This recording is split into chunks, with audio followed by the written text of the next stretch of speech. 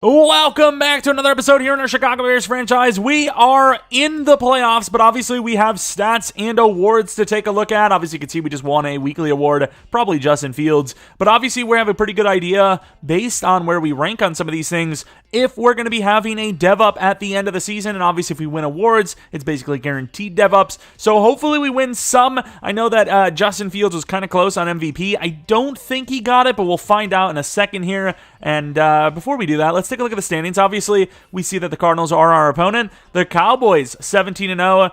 The Bills have 14-3, 15-2 Packers, 14-3 us, 13-4 Titans, 13-4 Browns, 13-4 Ravens, 13-4 Bengals, 12-5 Vikings, 11-6 Chiefs, 11-6 Colts, 10-7 Eagles, and the 10-7 Falcons, with the Cardinals being the last team at 7-10, making the playoffs. 8-9 Broncos, Saints, and then you can see the rest as follows. And you can see the Panthers there giving us pick 11, I believe. I don't know where the hell Lance has been. Hopefully he's all right. I tried to DM him and haven't really heard much back, but hopefully everything's good. But yeah, let's take a look at the stats and take a look at our stats. Take a look at the league stats. And then take a look at those awards. We have an upgrade for our cornerback Stevenson, so we'll get to that. But Fields finishing off pretty good. 46-46 for yards, 44 touchdowns, 17 interceptions, finishing with a 113.6 passer rating, 63% completion percentage, averaging just over 10 yards per attempt, sacked 29 times, and our longest pass was 78. Of course, looking at the rushing, Herbert, we kind of sold on a little bit. We started to pass the ball a little bit more near the end of the season, but still had a really good season nonetheless. Tucker, 7.5 with Herbert at 7.4. Tucker, like I said, if we were a really, really run-heavy team, we could have easily gotten both of them over 1,000, which would have been insane. Fields still came away with some decent rushing numbers, but obviously for a Fields-type season, it's kind of low. Roshan Johnson had some touchdowns. Blasingame had one. Receiving, Tyler Scott finishing off the number one yards, catches, and not touchdowns. Looking pretty good. DJ Moore also over 1,000. Darnell Mooney, we kind of sold a little bit with. Just missed out on 1,000 yards, but he did have 14 touchdowns. Cole Kmet, like I said, I'm still pretty proud of myself for not forcing the tight end. Usually, like every Madden for the last 2 or 3 Maddens, we've had 1,000 yards with the tight end every time in this league, but not this time. Tucker, the man in the screen game, looking good. Herbert with 162 yards. Tanyan, I mean, he's got a couple of plays, but nothing spectacular. O-line Braxton Jones is a little iffy with 9 sacks allowed. Darnell Wright with 5, 4 for Nate Davis and Jenkins. Probably looking to replace Nate Davis and potentially Whitehair, but Whitehair was good. It's just he's on the older side, right? Tremaine Edmonds with 9 interceptions, 2 sacks, 2 forced fumbles, and 111 tackles. Don't know if that's enough to get him a dev up, but I'm hoping it is. Boogie at 12 sacks. Hopefully that's enough to get him a dev up. And then Uche, I mean, he was injured quite a bit this season.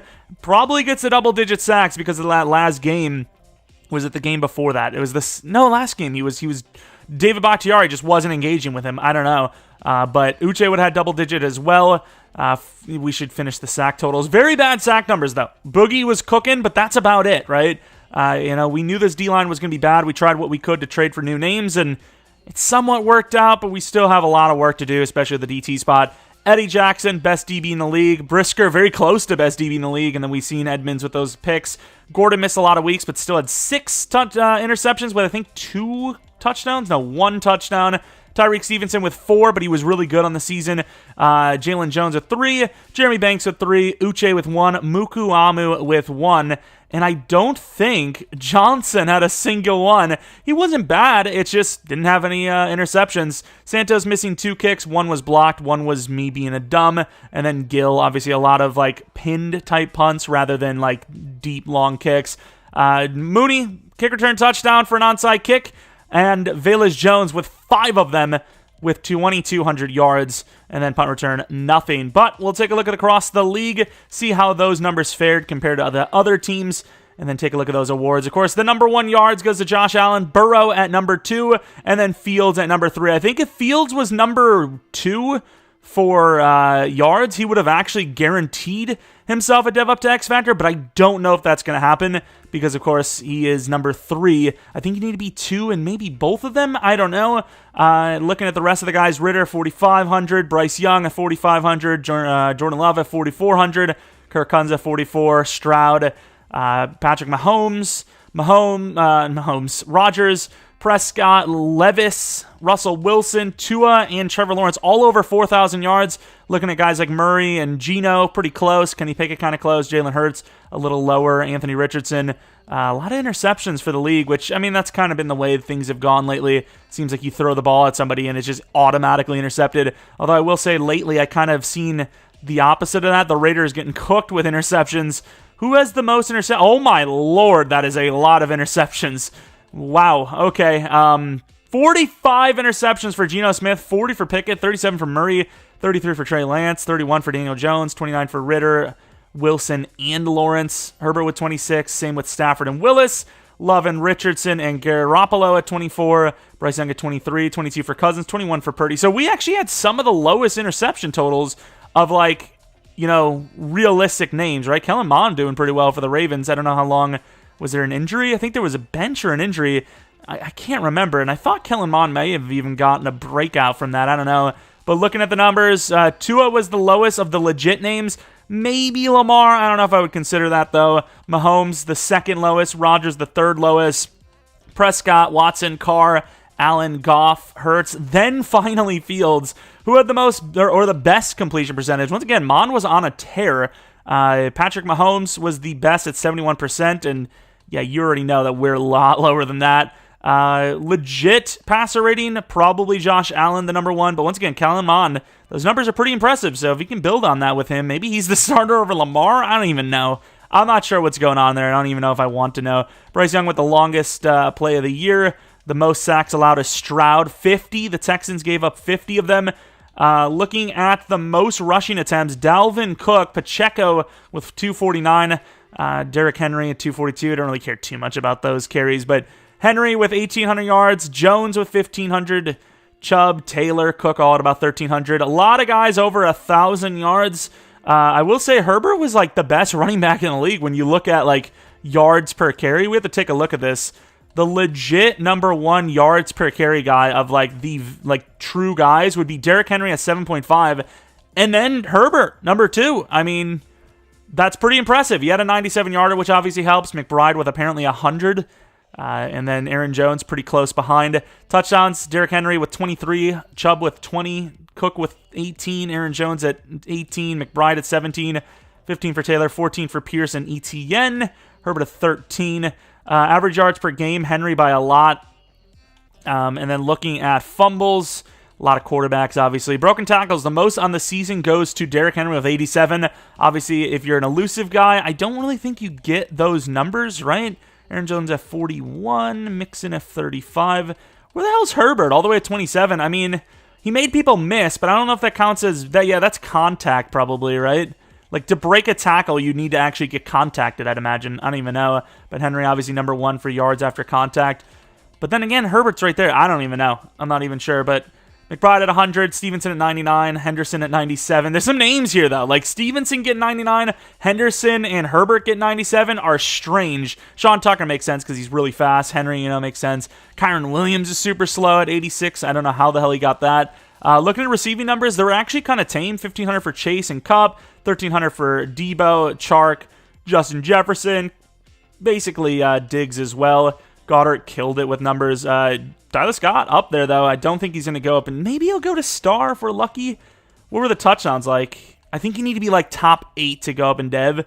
So, yeah, I don't know if that's going to happen, unfortunately. Although Mooney was 14, so maybe, I don't know, maybe there's a chance one of these things happens. I don't know. Yards per attempt, Hopkins killed it. Kittle was very good as well. Matt Landers, the 6'4" guy, but I think he's 24, sadly. Pittman, there's a couple of names here. And I don't think any of our guys are on the list there. DJ Moore, I guess. And then looking at rack, the most yards after catch was Kupp, which kind of makes sense. And then obviously McCaffrey really close behind. Run after catch average, who gives a crap? Long for Chark at 97. And that's pretty much that. Let's take a look at who the worst lineman was. Only 14 sacks. That's actually pretty impressive. Normally I see like 20s. So that's not bad at all. It's not really much else to see there. 140 tackles for Kendricks. Yeah, I don't know if Edmonds is going to get a dev up. Although if picks count, he is one of the highest pick guys. Daxton Hill tied the record as well. I'm glad he's on the AFC because that would probably cuck over Eddie Jackson. Although it does seem like our guy still has a little bit better stats on him. Although the pick 6, Daxon might have won it if he was in our conference. I don't know. But Brisker, the second highest pick guy, 11 for Harrison. Savage was cooking up too. A lot of safeties. A lot of safeties getting their numbers. There's not really much more to see there. Forced fumbles, who was cooking? Jamel Dean, Devin Bush. Jamel Dean, though, really. Kyle Hamilton's great. Kick percentage, who had 100%? Hunter, okay. Of the legit ones, probably Jake Elliott would be the best kicker, right? Daniel Carlson's close, but just not a big enough volume, in my opinion. Who had the longest kick on the year? Tucker with 64, of course. Sly, 60. A lot of long kicks in this one. Interesting. Santos at 57. Okay. Who got blocked the most? A bunch of ones. Punting, who had the best percentage? I would say not many people would get over 50, but actually a couple did. 53.7 for the Dolphins. That's kind of cooked. Kick return touchdown, I know we're not number one, as Allen cooked up with the greatest kick return season by a lot all time. Best return average, Allen at 39.1. Perry at 36.7 with 7 kick return touchdowns. That's probably the most impressive on the season. I know 10 is crazy, but consider the speed difference. Like Allen's like 94, 95 speed, Velus 94, 95 speed, but Perry's like 89, 90, I think. So that's kind of wild, man. That is wild. And then, oh yeah, look at this is another one. I'm pretty sure we would have tied the longest kick returns, like all time, over 105 yards, like in real life, in just one season. It was ridiculous. Don't think punt returns were as egregious though, right? Yeah, not as bad. And that's pretty much it for that. Take a quick gander at the number one, the best offense in the league, Titans, for total yards. Looking down there, we're up there at least. And then we, kind of just, if you want to see a team, just pause it. Don't really care too much about this comparatively. Looking at us, we're in the top 10 for passing yards, rushing yards. We didn't really run the ball that much, it doesn't seem, but we did have the second highest rush yards, which is pretty impressive. Number one points, we had 37.4. We were barely the number one. A lot of teams in the 30s. Pass touchdowns, we had 44. Bengals apparently had 45. And then rush touchdowns, 36 for the Titans. Not even close to the list there. Most first downs, we were top 4. Defense, who gave up the least amount of yards in the pass? The Ravens. Where were we on that? Oh, Lord. Did I miss us? Oh, my God. We were one of the worst pass defenses in the league. Nice. Sweet. Run defense, we were top 5, though, I suppose. The Packers in the number 1 is crazy. And points allowed. Cowboys a 297 allowed only. We just gave up over 400, which is almost 100 more. Sack totals, 62 for the Cowboys. 41 is the next highest. That is cooked. That Cowboys team is good, though. Fumble recoveries, 10 for the Ravens, 10 for the Buccaneers. And then most interceptions does go to us with 53. And now it's time for the awards. Did we win MVP? Well, let's take a look at weekly awards. It was Fields, in fairness. Did we win MVP? It's very unlikely, right? But let's see.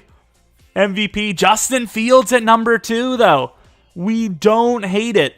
No other Bear on the list. Derrick Henry at number 3, though, kind of cooking up. Let's take a look at the Coach of the Year real quick. Goes to the Cowboys, 17-0. Here's the other coaches, which is, there's that. Take a look at the AFC side first, then we'll look at our side. Offensive Player of the Year goes to Henry, and then obviously you can see the rest. Defensive Player of the Year goes to Daxton Hill. Offensive Rookie of the Year goes to Dalton Kincaid. Joey Porter Jr. gets Defensive Rookie of the Year. Best quarterback goes to Josh Allen. Best running back goes to Derrick Henry, as you would expect. Jamar Chase is the number 1 wide receiver. Joe Tooney is the number 1 O-line. Greg Rousseau is best D-line. Max Crosby is best linebacker. And the best DB obviously goes to Daxton Hill, with Daniel Carlson winning the Best Kicker of the Year award. Looking at the NFC side now, we actually had DJ Moore at 7 and Fields at 9. Usually don't see quarterbacks on this list, so it's a little surprising to see Fields actually there. But Aaron Jones wins Offensive Player of the Year. Defensive Player of the Year goes to Parsons, not Eddie Jackson, which kind of sucks. Brisker and Edmonds right behind that, though. Offensive Rookie of the Year goes to McBride because of all those touchdowns. Scott, number 2. Wide receiver is so hard to win Rookie of the Year for, but almost had it. Witherspoon, the number 1 rookie. Justin Fields, best quarterback. I don't know if that guarantees a dev up, but that is awesome. Probably get some XP. Running back, Herbert at number 5, Jones at number 1. Wide receiver at number 5, 6, and 8, which is really impressive to get that many players on the list. Kupp does win it, though. O-line of the year goes to Elton Jenkins. Cody Whitehair at number 4 is pretty good, though. D-line of the year, Basham at number 4, but he was a Pro Bowler, which is awesome because I think Donald's at DT, whereas the rest are an edge. So we are fine with Boogie getting a Pro Bowl spot, which hopefully means a dev up. I don't know. Best linebacker goes to Daniil Hunter. Edmonds at number 3. Best DB, we have number 1 and 2 with Eddie Jackson and Brisker. I would like it this way because I want Eddie Jackson to last here as long as he can, which he could get to X Factor because of that season. And then Elliott is the best kicker, as we kind of suspected. We have one more upgrade point, and then obviously we'll take a quick look at the playoff schedule. Let's do the playoff bracket real quick so you can see the teams that are playing each other. Titans versus the Cowboys, the Colts, the Browns versus the Bengals, and the Chiefs versus the Ravens, whereas on our side of things, Cowboys are waiting for their opponent, the Packers versus the Eagles. The Vikings win their game over the Falcons, and then we have to play the Cardinals shortly. It is a nighttime game, which is cool, but I wish it was at home for the chance of snow, even though I probably play terribly in it. Justin Fields would get cooked in it. But the upgrade point of Tyreek Stevenson, who definitely needs zone more than man, so as much as it sucks to lose slot upgrades here, we're going to have to go with zone because he absolutely needs to get that up there. +2 is all right. 76 zone coverage now. And that's pretty much it. If there's any name you thought was kind of surprising, or if you looked at the stats and you're like, someone was snubbed, let me know in the comment section below. But that is the Season 1 stats and awards for our Chicago Bears online user franchise. Next episode will be the playoffs against the Cardinals, where hopefully we win and move on to the divisional round, where I have no idea who will play.